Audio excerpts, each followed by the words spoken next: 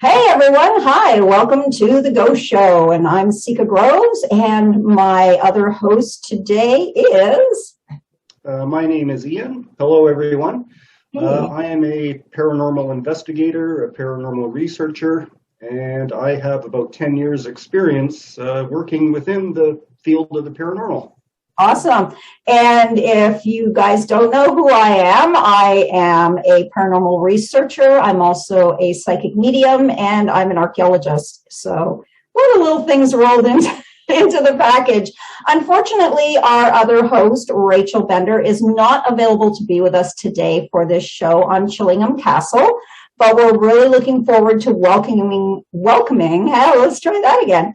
We're really looking forward to welcoming our guest today, Richard, who is the official ghost guide or ghost hunt guide at Chillingham Castle. And I hope that I got that right. I'm fairly certain that that's what he said. He is the official ghost hunter or ghost hunt guide. So we're really looking forward to the show, and it's going to be a little different today because we're not going to be discussing. We're just going to listen to the great stories that Richard has, and hopefully he will answer some of our questions, because I know that, Ian, you probably have a few questions to ask, and I know I've got a few that I'm interested in asking too. Yeah. Excellent. All right. So stay tuned to the Ghost Show. We'll be right back with this week's guest, Richard from Chillingham Castle. Welcome to the Ghost Show. And for those of you that don't know this, I'm just going to tell you off the top. We had Richard here already, did a fantastic interview with him, but we had a bit of a ghost in the machine situation where things just didn't really go right. Some of them personal error, that'd be me. But we were having issues with microphones and all sorts of things, and Ian can attest to this, that sometimes we just have these strange little issues when we're discussing all things paranormal. So who's to say? Well, it is a ghost show. It is the Ghost Show. So, Richard, welcome back. Thank you for joining us. And we would love to hear about your stories of Chillingham Castle. So, as you can see, I've got Chillingham up behind me, and I'm sure you know this place very well. Tell us a little bit about yourself and what you do.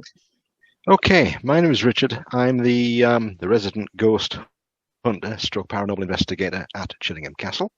I run the ghost hunts there, and occasionally I do the ghost tours. The ghost tours are basically a historical journey within the haunted parts of the castle at night.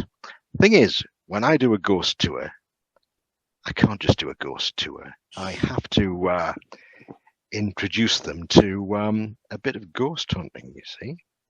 So when I'm in the castle, I've always got a little box of equipment. I've always got rods, a pendulum, a K2, and a PSB7.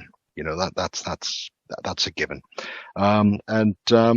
You know, you never know what's going to happen in this place. It's become hyperactive recently, day and night. It's 24/7 in the place, and it takes so many people by surprise. The hotspot activity time through the day is always about 2:30 in the afternoon. It starts then and goes through till about 5 o'clock. And then they have a little rest. That's kind of a funny time. I'm only saying that because most of the time we've kind of been brainwashed into believing that the ghosts just come out at night, right? And I think those of us that do this know that they really are around all the time, right? So this is true. Case in point here, at the weekend, there was an art exhibition on which took over the Great Hall, which is right behind you on that photograph, on the first floor. And on the second day, I went in. I happened to be in the castle, and I walked in the castle long before everybody got there. And I said to one of the artists, I went, "Oh, it's stirred up." I says, "It's going to be an active one." I says, "All this will have confused our resident spirits." And I hadn't got the words out of my mouth, and John, the artist, and I were standing there, and we had disembodied footsteps walk past us. He's going, "What's that? What's that?" I says, "Oh, it's just footsteps." And next thing, we heard this tinkling, chinkling noise, and there was nothing there but paintings. So I says, "Oh, okay then." And I had some rods with me. I says, "Oh, here we are." And it was two of our resident ghosts. One was Douglas, and one was Jamie. I may have talked about them before. Mhm. And yes, they were a little worried as to what was going on. So calmed them down a bit. I says, "Oh, they're only here today." And everything was fine. And later in the day, a family came in. And I thought, "Oh, what's going on here? This seems to be a bit odd." I saw a shadowy form by a doorway, and I went down with the rods. And sure enough, I says, "Oh, look, we've got some action." And I asked whatever it was to flash my K2 a couple of times in my hand. This is in front of the family, and it did. I says, "Let's see who this is." I says, "I think it could be Adam." Flash again if it's Adam. Yes. So I switched the PSP 7 on. I switched it on. I says, "Adam, you know me. There's not too much going on here. It's just an exhibition. Nothing to worry about." I says, "Would you like to come and say hello to this family?" And immediately it just came out, and Adam's guttural voice, it just went, "Hello." I says, "There you go." Switched the PSP 7 off, and their faces were a picture. I can imagine. I mean, it's, you did introduce in the last show that unfortunately we lost to the ether.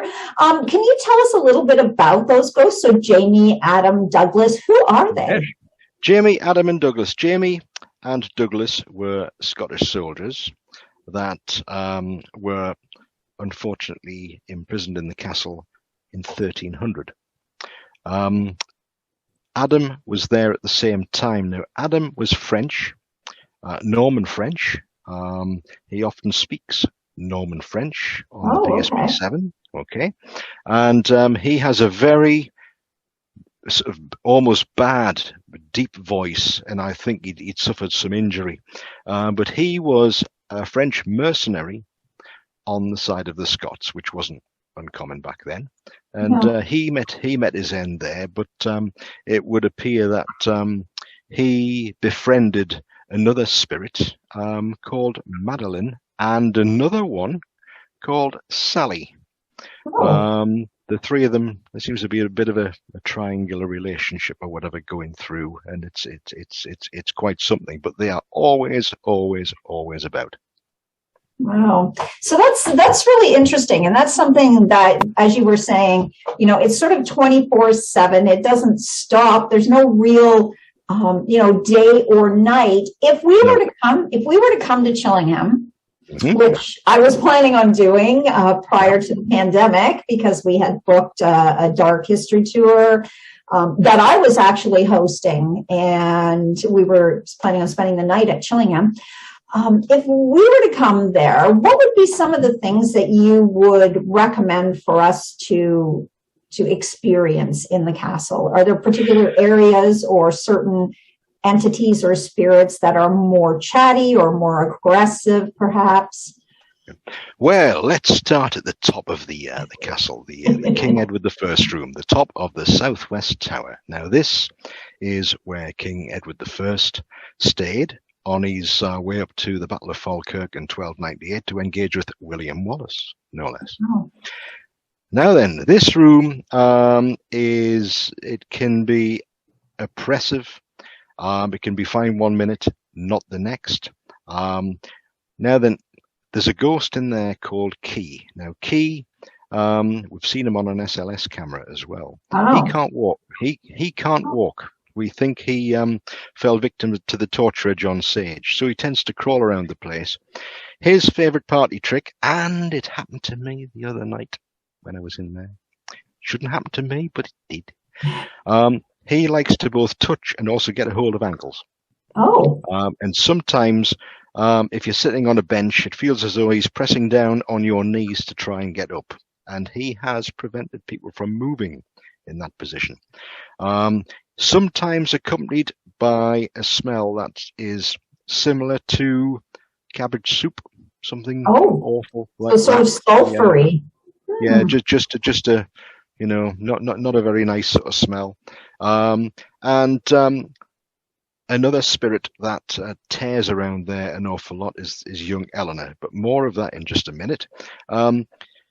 Adam and Sally frequent that place an awful lot. We have some wonderful poltergeist activity in there. Wow. We also get wonderful orb activity. Now, at this juncture, I'm going to talk about orbs. You do not need a camera to see orbs in Chillingham Castle. You'll see them with your own eyes.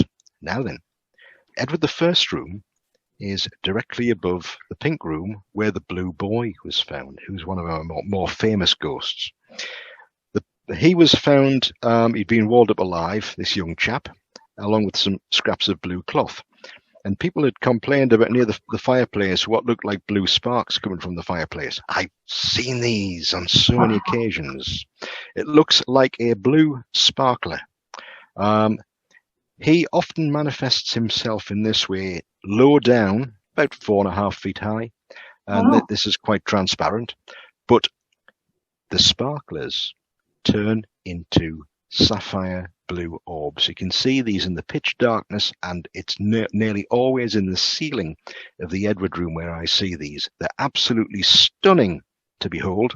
They can float around and then suddenly they'll gather momentum. Absolutely amazing. Wow. Yeah. Now this is up in the tower.